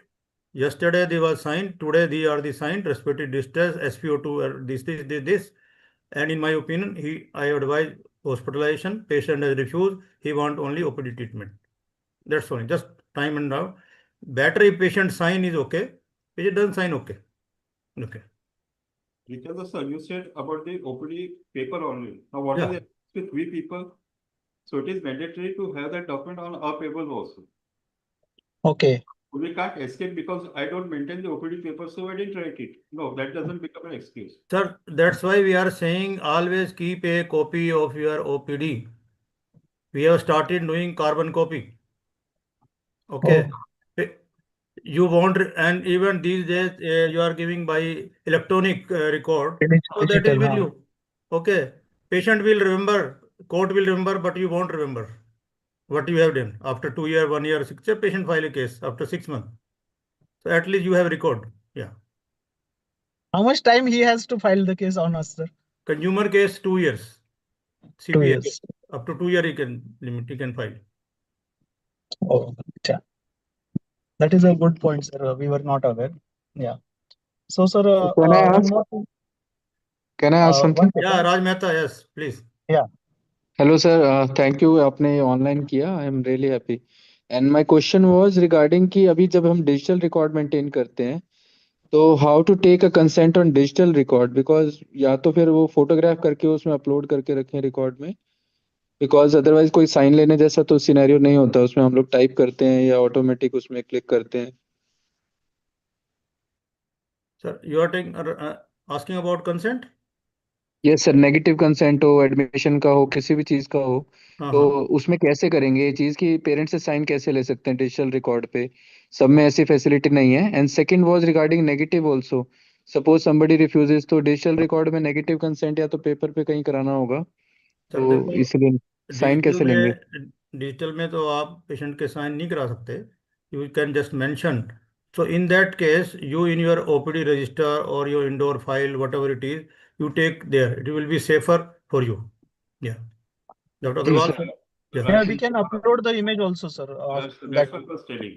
What Yeah. Jitendra sir said, there are the corporate programs that are coming up with the uploading all the images. You take the signature on the paper, especially the paper you are giving to the parents or the patients. Take the signature of that, make a scan of that, even the mobile make a scan, and then go to our EHR, electronic health records. So that will be safe and it will be preserved over there. So anytime you want to access, you can very well access that thing. I think I'm clear. जी sir, एक Yes, sir. थोड़ा सा extension और था। Sometimes the procedure involves anaesthesia also, so there are risk explain regarding the procedure as well as regarding anaesthesia and consent for both separately or in one consent. And second part is regarding that courts are saying and we are learning that वो उन्हीं की patients own handwriting में consent होना चाहिए, written consent होना चाहिए। तो इन that case अगर हम लोग जैसे सपोज एक प्रोसीजर है उसमें अगर आप बुक्स में जाएंगे तो मतलब at least 10 negative points are mentioned, तो बहुत लंबा कंसेंट हो जाता है नेगेटिव का भी। और सर्जरी के साथ साथ एनेस्थीसिया का भी हो तो एक वो 10 लाइन का और हो जाएगा, पेशेंट अपने हाथ से लिखता ही नहीं और बहुत बार बोलता है मैं तो लिखना ही नहीं जानता। तो ऐसे केसेस में क्या कर सकते हैं? वीडियो कंसेंट साथ अटैच कर लें या कैसे करें सारे प्रोसीजर को? क्योंकि बहुत लेंदी भी है, टीडियस भी है, और ऑब्वियसली वी नो कि जितना हम उसको टीडियस बनाते हैं ना, पेशेंट की नेगेटिविटी उतनी बढ़ती जाती है। तो कई बार वो प्रोसीजर एग्री भी करना चाहता होगा, अगर हम उसको बोलेंगे 12 लाइनें लिखो और फिर नीचे साइन करो, तो वो तो मतलब ऑलमोस्ट इम्पॉसिबल है। प्री प्रिंटेड पे कराने की सोचते हैं तो वो फिर कोर्ट एक्सेप्ट नहीं करता। तो ये थोड़ा सा डिलेमा अभी बन रहा है धीरे धीरे, तो इसलिए सोचा पूछ लूं। Right. Yeah. Sir, या one more. Sir. So, Bolo. what I is asked, there are two components. One thing is he said in certain position anesthesia is involved. Do we need to take separate consent for what we people are doing and what anesthesia is doing? Answer is absolutely yes. Because the complications of our procedure and anesthetic complications are different. One thing. Second thing, you said that preferably should be written in the handwriting of the parents, and most of them it's not possible. Absolutely fine. Third thing, you said that if we go on enumerating all the complication negative consequences, probably patient may run away. Absolutely fine. Now just take an example of appendicitis. If suppose surgeon says that by doing appendectomy, the patient may die. Now who is going to get operation done? But what is the incidence of this? After doing appendectomy, the person dies. If the incidence is 1 in lakhs, so that is a very rare incidence. And even if you can say that it is very rare, so we don't count it as a common. But the common consequences, the common side effects, you need to take. Probably it may not amount to 10 lines, or you yourself restricted 2 or 3 lines. One thing. Second thing, the parents they say that we can't write it, we are not aware of the writing. To get it written either by the staff or by yourself only. But then make it read by the parents so that you ensure that they have understood everything. If they find any difficulty for any word, explain them in their own language. That is the second thing. And any other question you ask? I think I answered your 3 questions. Right, sir. Sir वो So, writing वाला miss कर गया, मतलब whether it's need to be written or pre printed चलेगा इस case में, common वाले में? प्री प्रिंटेड का आप सोचिए मत। Sir preferably no pre printed. आप 4-5 right. पॉइंट लिखो, ज़्यादा मत लिखो, 10 में लिखो, जैसे डॉक्टर अग्रवाल ने बताया है। You don't explain rare thing because patient may become psychologically upset and he may refuse the treatment. Okay, ji so we sir, don't have to that thank you. language or rare language. We have to just common things that we have to use. Okay. Thank you sir. एक Correct. Sir गवाने sir, एक birth asphyxia वाला भी chat box में था, अगर उसका भी answer मिल जाए तो। Yeah. कि So, बर्थ एस्फिक्सिया हुआ है बच्चा, पर वो एडमिट नहीं कराना चाहते हैं, and the consequences are time bound. अगर जल्दी एक्शन नहीं लेंगे तो there could be serious consequences. तो ऐसे केसेस में अगर टाइम लैप्स ज्यादा हो रहा है सोचने में, तो क्या कर सकते हैं या कैसे नेगेटिव लें, क्योंकि वो इमीडिएट है फिर। Sir, again, I will say just document, mention, neutral witness, and then inform the police to be on safer side. To be on safer side. Thank you sir. Yeah. Excellent. Sir, one sensitive question, sir. Sometimes our known patient comes with the history of some female child, some perennial injury or something like that. While playing, we know obviously that it is while playing, and we don't suspect also any foul play or some this thing behavior by any of the person. It may be our relatives' child also. So, how to handle such situations, sir? Because if patient is a third party unknown patient, then we easily call police and inform that, and we give treatment. But known close person like friend's daughter or something like that, how to tackle this issue, sir? Because POSCO is a big thing in our practice nowadays. Sarva sir, you're saying or should I answer? Yeah. Okay. So, in such case, because the patient, the attendant, the parents may lie. Okay. Yeah. Sometimes these things, 70-80% of such cases, they are done in the family, known family members or the relatives. So they may have to come for their treatment only, but not for the case. But here you have to take their everything consent in written writing. This has been done by injury. This and we are not going to make any case like that. So pay safer side. If you think that this is a sexual abuse case, then under POXO Act you have to inform the police to be on safer side. Don't think that is your clothes and whatever it is. Okay, but it is safe because certain cases are there. They ultimately they turned out to be case of sexual abuse from the family member. So non-reporting of the case is liable for a punishment of 6 months under POXO for anyone. Okay, this is my take up. Dr. Agarwal can add. I agree fully with sir, and I extend a step further. What Jitendra sir said, it is a more probably a relative or very close friend of ours. We're damn sure that nothing has happened. Barely scratches or minor injuries. But I support what Dr. Sharma sir said. In spite of that, you need to report either to CWC Child Welfare Clinic, if they exist, or to police. Because by chance it happens to be a sexual abuse, you are liable under POXO, just not disclosing the fact. I believe whatever are close to you, if the case comes, nobody will be on your side. It's a very negative, realistic side. I'm not pessimistic, but the real face of the world. So better to be on safer side. What people are using you as a close friend or a relative. If the case occurs, probably things may turn the other side. So if you find and if you come across anything, let police investigate. Let it turn out to be nothing else. But it is your duty. You need to inform the police. Sir, can we take a written consent from the parents in this regard that this injury has been like during play or something like that? No. No. Why? Even if they committed the offense, they will say it was because of play only. Who is going to accept it before you? And second thing But then is, at least we are safe, na? कि हम लोगों No, ने no. asked for truthful history Your regarding. sir, that's what sir said. Ki your duty is to inform. Yeah. and you are not the investigating officer. You are not By the investigating police. officer. Yeah. So you have got no authority to say what is done or not. Your duty is only to inform. Yes, sir.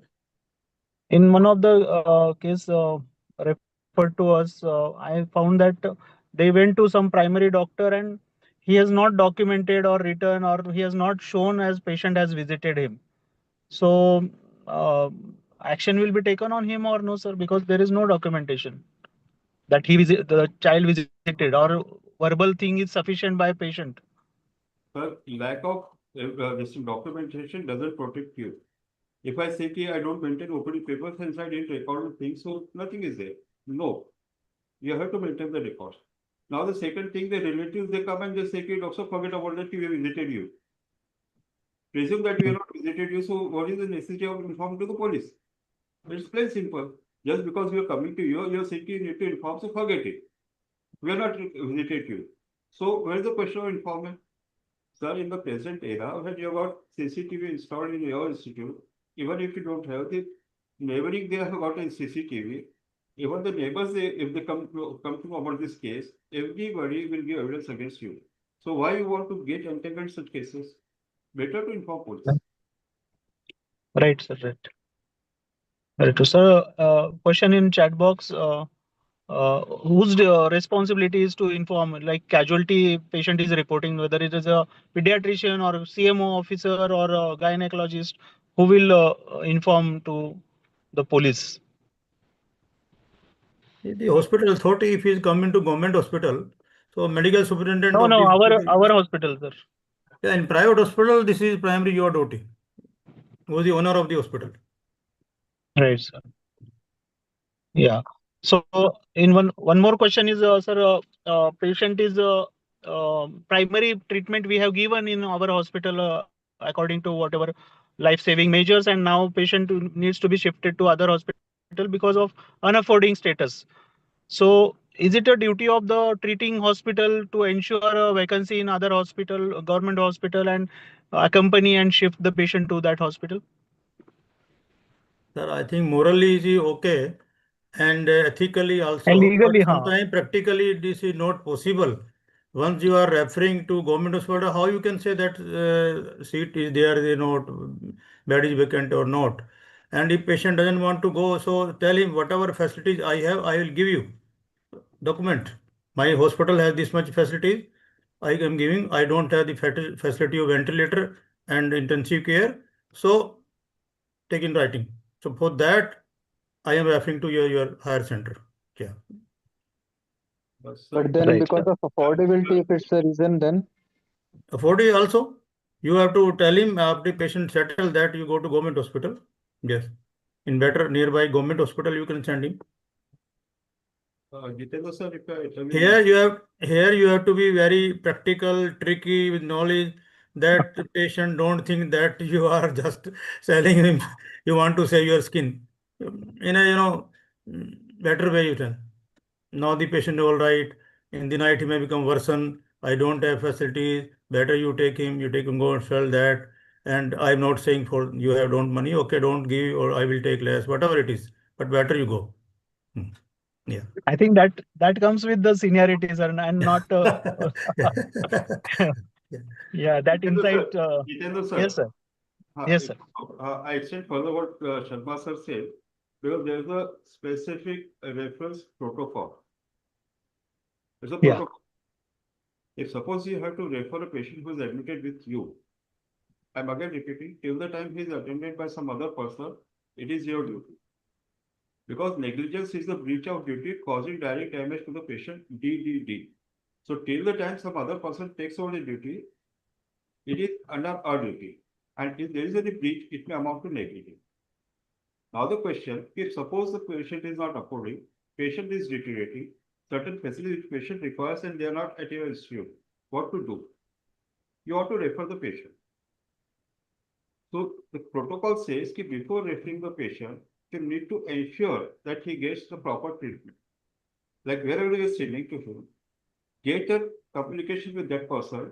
I'm sending this patient this disease. Give a full detailed discharge summary what you have done and what is required to the patient. Somebody asked you whether to accompany the thing. Yes. Till the time he reaches the other institute, handed over to other person, it is our duty. Court says that I should accompany. If I am not, then the competent person like me should accompany the person. Because if anything happens on way, who is going to save the child? The parents can always allege that it was negligence on my part. Now, as far as affordability is concerned, I am sending to some higher centers where the expenditure they can't afford. If they can't afford at my institute, how can they afford to the other institute? Then what Sharma sir said, then you refer to government institute or medical college where the affordability question will be there, explaining everything to the patient. Yeah, I'm referring to this, but don't expect such versions over there. Get it written by the patient with your signature. So that will save you. Still, if you are sending, it is our duty to accompany the patient, making it sure they have reached over there.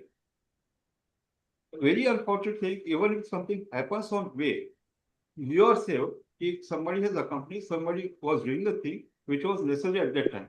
Court will just ask, did you do the necessary thing accepted from you? You will say yes. Then that can only save you. But if you send the patient right from the thing and close the door, I'll be answer. Sharma sir, want to say anything? Right. Yeah, sir, but like if you are accompanying other rest 9 patients in ICU, if something happens to them, what will happen, sir? Sir, ICU means your own ICU, you are the responsible person. If there Yeah. are 4 persons, then it's a shared responsibility. The owner of the hospital, they say vicarious responsibility. Whoso is the owner, he'll hold that responsibility. And as Sharma sir said, morally, you take the responsibility. Legally, it is a sharing responsibility. Yes, sir. So sending in a cardiac ambulance where some doctor is available is sufficient, sir? See, person should be competent enough. If somebody says, no, How can we know the competency of that person? sir, Usually they are BMS doctors and yes, sir. Sir, ensure that if something happens, the person should be competent enough to handle that emergency. If you are sending a 1-year-old child with respiratory distress in a gasping condition with an adult physician or an administrator who says, I have never seen this child, what is the explanation to you? Why did you send the person who has never seen the child? Although he may be competent enough to handling all the adult patients, I have saved thousands of patients. But your single child, he succumbs, will be held responsible. Yes, sir. Sir, one more question, sir. In a private medical colleges or some bigger institutes, we come across some cases like the sexual abuse or any notifiable disease or something like that. Informing our hospital authority or a medical superintendent is sufficient, or we have to chase the taluka medical officer or some government agency to report? Sir, notifiable diseases, they have to be notified to the government agencies because ultimately it is No, notified the question is hospital authority will further notify to the government people. Yes. Yeah, And you have to I, as a inform your sitting, medical will superintendent, inform sir. only MS. You have to inform the medical superintendent of your hospital that this is a notifiable disease or this patient. Okay. Or sexual abuse case, so that is their duty to inform. Document it that you have informed. Yeah.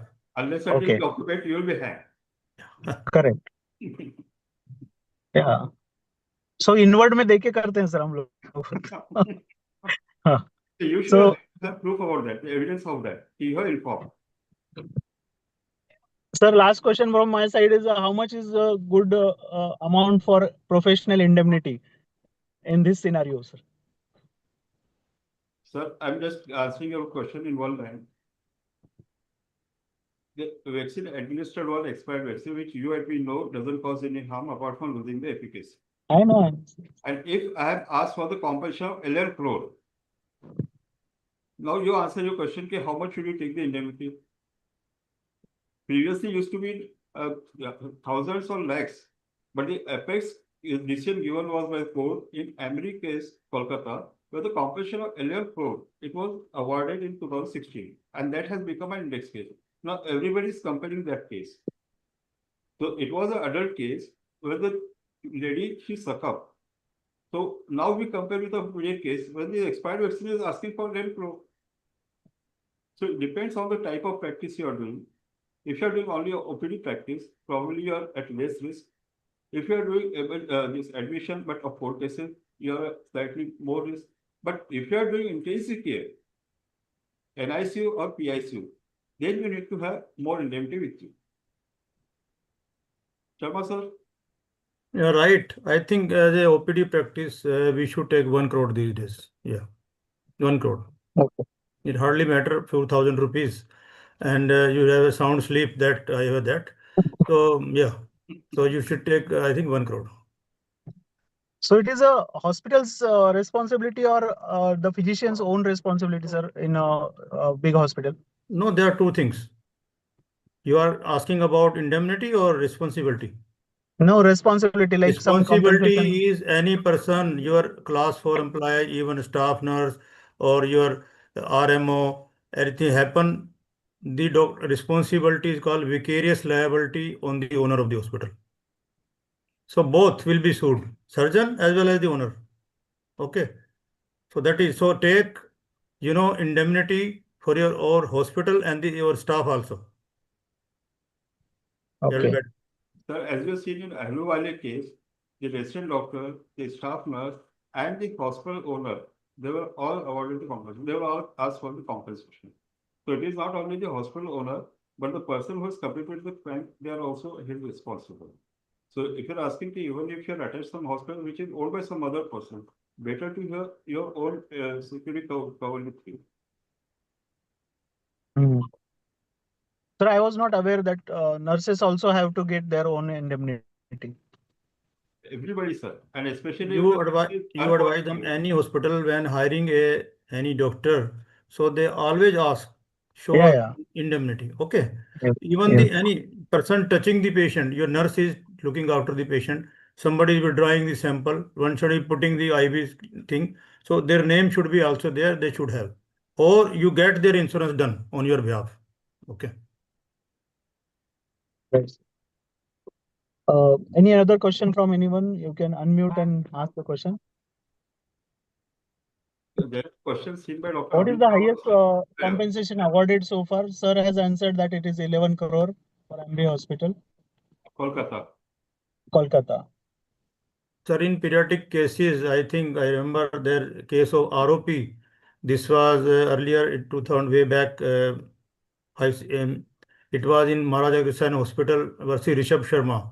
So that was a case of 1 crore. After that, there are many, many cases of ROP in all over the India ROP. coming up. So be careful, advise screening, ROP screening. So document it. So today's gist is documentation and consent, both things. Concentration of documentation and documentation of the communication. So these are the things. Yes. At present, there are 5 cases of ROP, and the competition is asked from 9 to 11 crores. The cases are sub judice. So the level of asking competition is growing day by day. Which is a good company, sir, for indemnity. Our association's indemnity is good enough, right, sir? Sure. Yes, sir. Sir, one more, I think. How long we should ambu the patient if vacancy is not there in other hospital? This is related to newborn birth asphyxia or something. The answer is again that once you have undertaken the child, it is your duty. How long do you need to ambu the bag? Till the time the child is alive, till the child gets the vacancy, till the time child is shifted to some other hospital. You can't stop in between. Right. Yes, sir. I think questions are over in chat box, sir. Thank you for insight and wonderful discussion, sir. Sorry because we went beyond our 2 topics today and got hold of you as an expert, because these are questions which really people want to ask, but they don't know whom to ask and how to ask. So thank you for coming to Navi Mumbai IIP platform. I request Dr. Mangai to take further proceedings. Before that, sir, I just Mangal ma'am, just please explain. Yes, yes, sir. I really put my words of thanks on behalf of Sharma sir also. At 11 o'clock, if so many people they are seeing, logging, it is very new. And sir is asking for excuse because it got prolonged, but just take the words from me on behalf of Sharma sir. We really enjoyed answering the questions. Questions were so clearful and up to the point. You are with us, sir. When you are with us, we are not worried. Yes. Sir, I'm telling this word for After seeing you become more energetic. Yeah. I No, think the no, webinar ma'am. was so informative and an eye opener, because most of the time when we are practicing, we forget to even think about this. We feel कि हमें तो ये कभी होगा नहीं, nobody will complain. So we forget even the to document things. Sometimes we are in a hurry, we trust the patients. But today's webinar is an eye opener, and I really we are really thankful that both of you accepted our invitation. Now I call Dr. Priyanka Amonkar, Navi Mumbai IIP EB member, and a very hard worker as well on the national level, to give the vote of thanks. Dr. Priyanka? Yeah. Thank you, ma'am. Good evening, everyone. On behalf of team IIP Navi Mumbai, it is my privilege to propose the vote of thanks for today's enlightening session. In today's rapidly evolving healthcare landscape, medico-legal awareness is not merely an academic subject, it is a professional safeguard. Today's session has truly reinforced that safe practice begins with legal awareness. First and foremost, I extend our heartfelt gratitude to our esteemed experts, Dr. Satish Sharma, Chairperson of Medico-legal Chapter CIP. Thank you, sir, for your powerful insights into Thank you. jostling in the medical profession. Your clarity and practical perspectives have helped us better understand the realities and responsibilities we face in clinical practice. Secondly, thank you, Dr. Satish Agarwal, sir, for your simplifying the complexities of consent in office practice. Your guidance on documentation, communication, and legal prudence will undoubtedly strengthen our daily practice. A special word of appreciation to our moderator, Dr. Jitendra Gavani, sir, scientific convener NMAP, for seamlessly steering the session, facilitating meaningful discussion, and ensuring that key learning points were highlighted for all of us. We sincerely thank the medico-legal chapter and the entire organizing team of IIP Navi Mumbai for conceptualizing and arranging this highly relevant academic program on such an important subject. Programs like these empower clinicians to practice confidently, ethically, and safely. Thank you to all the participants who joined us on Zoom and YouTube. Your active engagement make this session truly worthwhile. Thank you once again to everyone, and have a wonderful evening. I request everyone to become life member of National Medical Chapter of IAP in just 1,500 rupees. Yes, I think after... We'll send link to Dr. Jitu and he will, tell everyone. Yeah, after this webinar, we all know how important it is to stay connected and stay informed. Yes, sir. We will do. Should I make an appeal as a chairperson of environmental chapter? Yes, sir. Yes, sir. No, our fees is even lesser than that. It is 1,000 rupees only. The environmental child health group, again, paid to Dr. Jitendra sir. I will send link to him and request to you, please become a member of this, which is not on the local community level problem. It is a global problem. We are all facing it.